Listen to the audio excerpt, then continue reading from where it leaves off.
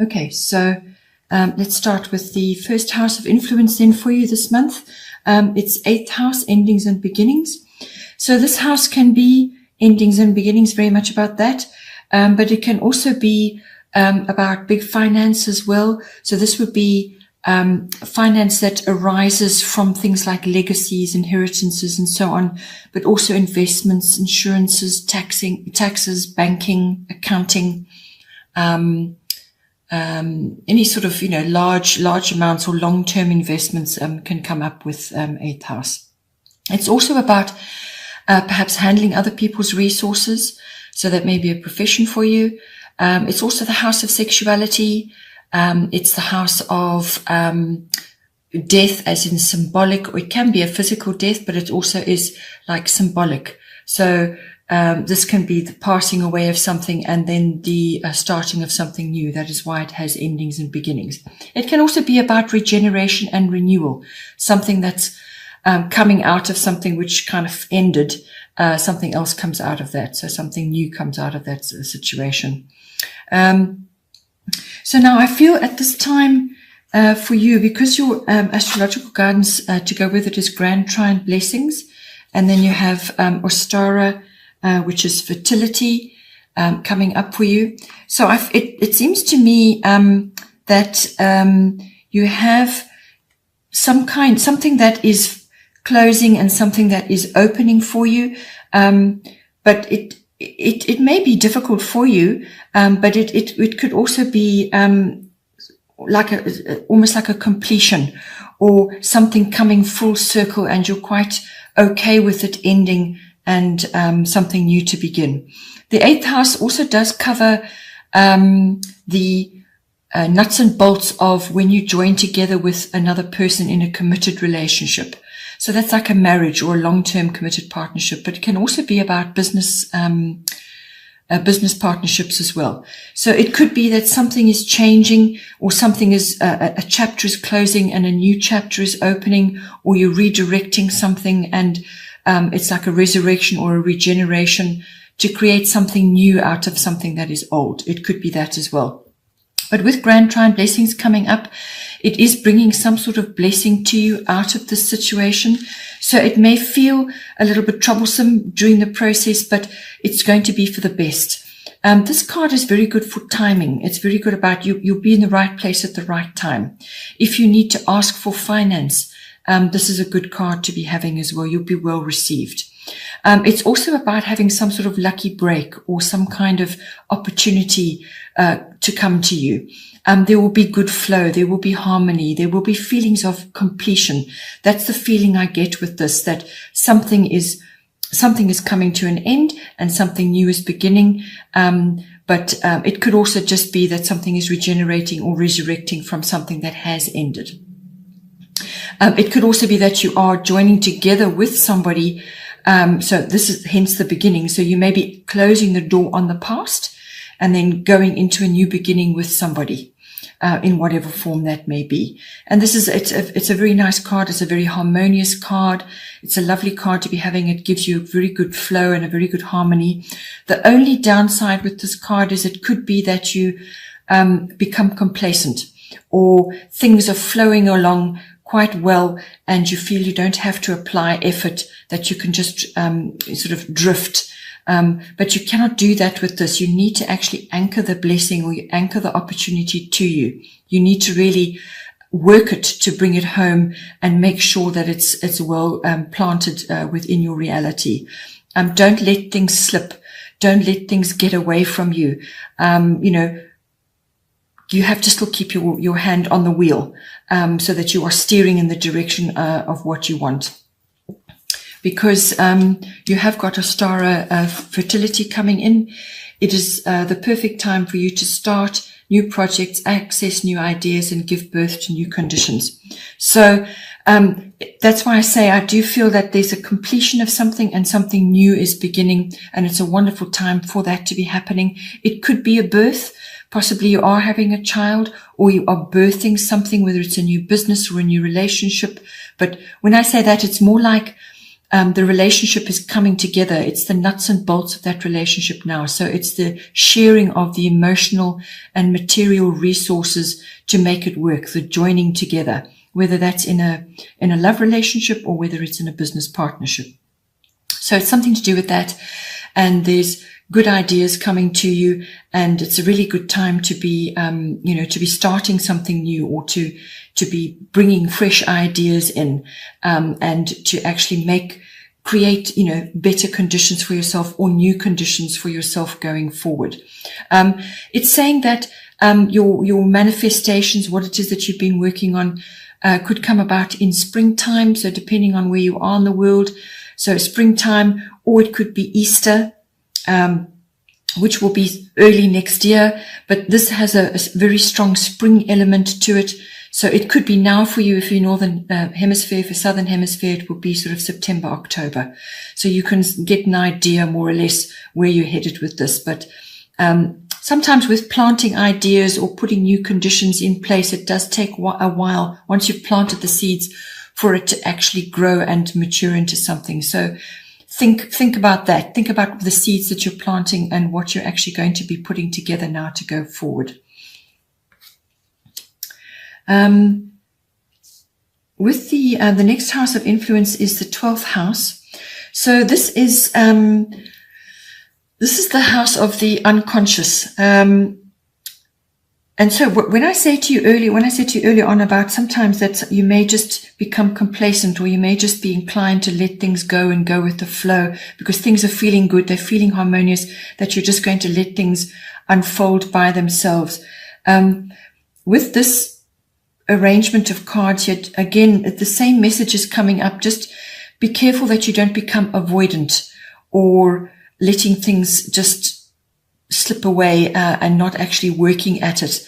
That is a possibility with the water element card here and with the 12th house. So this could be like an old habit or an unconscious mechanism that you use or that you fall back on periodically to just, become sort of quiet or sort of to let things just go, to slip through your grasp, or to not actually take action on something. So just be careful that you don't do that, because there will be flow continuing for you, and you need to grasp on to whatever opportunities and blessings come to you and work at them, as I said, to plant them in your reality. The 12th house rules the unconscious. So this is about your deepest desires, your deepest emotions, your deepest drives and motivations. These can be hidden as well. They may not be fully, you may not have fully integrated them into your psyche, but they're there nonetheless.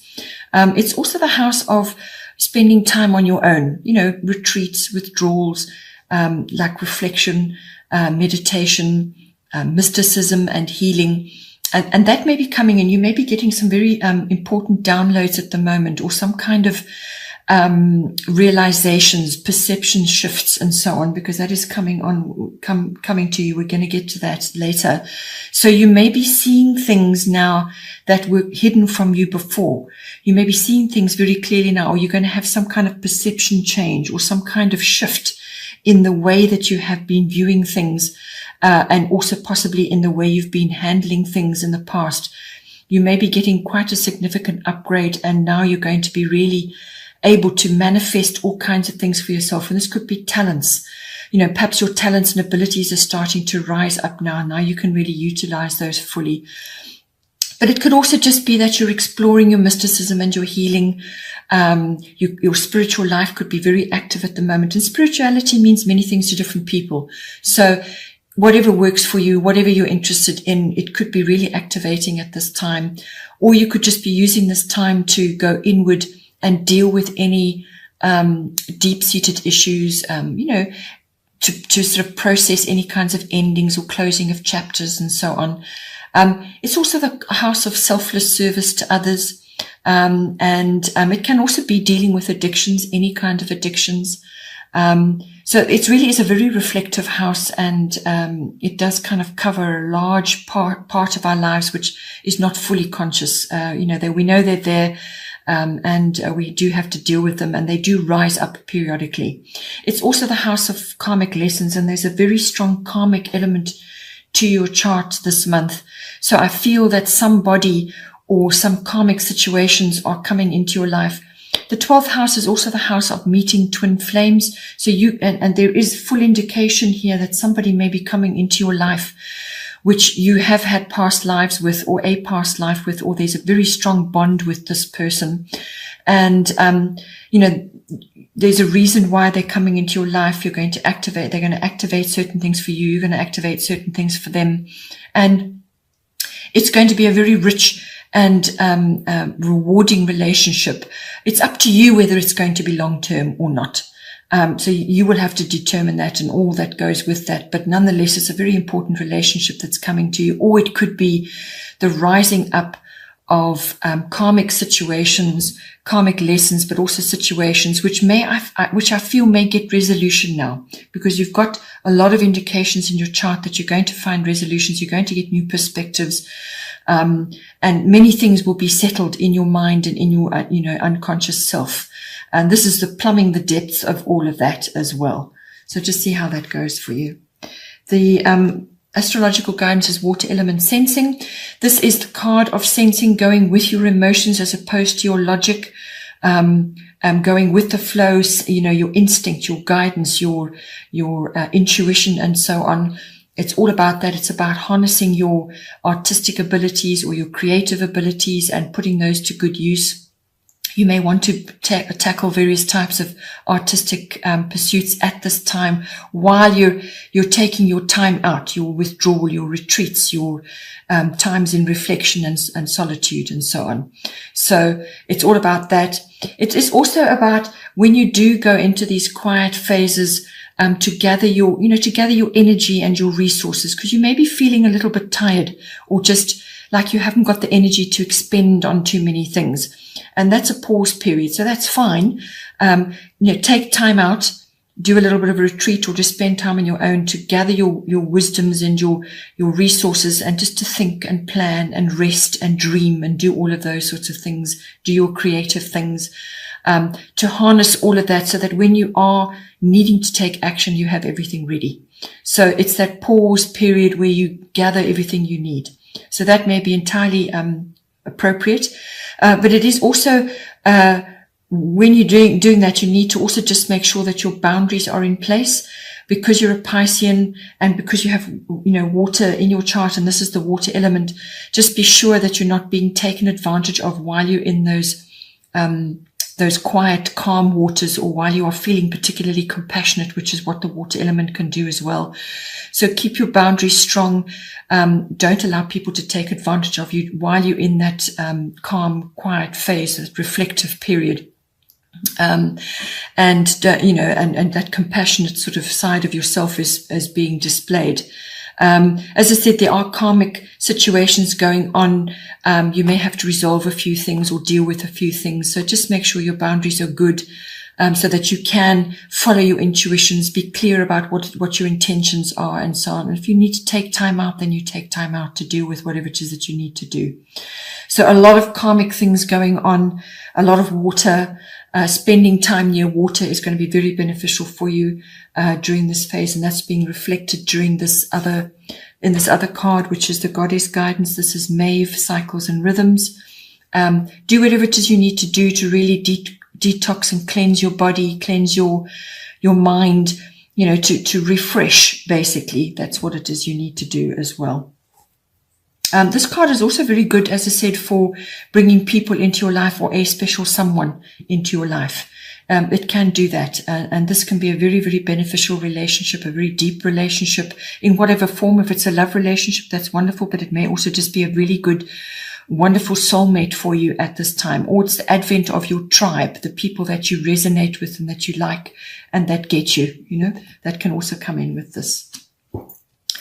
The Maeve card is cycles and rhythms. Honor the cycles of your body, energy levels, and emotions. So that goes very well with this situation here, where it's saying to you that when you need to take time out to retreat and withdraw, then make sure you do that. Rest, pray, meditate, spend time in seclusion.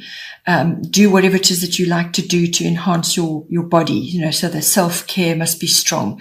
The sea salt baths, whatever it is that you like to do to enhance your body and detox. Look after your body. Take really good care of yourself during this period. And if you're tired, rest. Take time out to do whatever it is you need to do, to harness as much energy and make sure that you're prepared for when you do have to take action. This is all about that, honoring your body, honoring your emotions. If you need to put a boundary in and say no to somebody, then that's what you must do. If you feel you need to contribute in some way to be of service to others, then you can help them as well. So it just depends. You've got to follow your instincts, follow your emotions, and just go with it. But always honor yourself first. Honor your body, honor your emotions, honor your feelings. And there's an opportunity coming to you as well, whether that's, and this is brought in by this card as well, the Grand Trine Blessing, some sort of opportunity is coming to you. Just make sure that whatever does come for you, that you're ready to take it, and that you take it. Whatever, because you've got fertility coming here. So there's some kind of something that's coming to you, which you can capitalize on. You could be birthing something or birthing new ideas or even, conceiving. So it just depends. Make sure that you're honoring your body and that you are ready to take any opportunity that comes to you, because you are going to have to work at it to anchor that opportunity down for yourself. Last house of influence here is the first house. This is the body. So as I said, if you are conceiving and you are going to be having a child, then really this is going to be really radically important for you. Look after yourself, honor your cycles and rhythms, honor the cycles of your body, your emotions, everything that's going on. Spend time on your own if you need to, just to process. But it could also be, if you're not necessarily in that phase, then this is about the physical body itself. Also, your vitality, your life force, your energy levels, also your personality and your characteristics, what it is that other people see when they see you, whatever you're projecting at any given moment as well. So what you're projecting outwards, what they see when they perceive you. It's also your self-oriented interests, everything that concerns yourself, your body. It's also about your personal independence, how you're making your way in the world. How you're meeting the world on a daily basis, everything to do with that, your attitudes, how you're presenting yourself to others at this time. So your appearance also comes in under this card, how you look. You may be changing that at this time, or you may be just changing the way you perceive the world. And so, people are going to pick that up when they meet you or when they see you now. They're going to notice some subtle shifts going on. Everything to do with the first house is the body. Underneath you have Uranus Genius. So this is really quite a strong card. This card can come out in many different ways. It really depends on where you are and who you are in your life.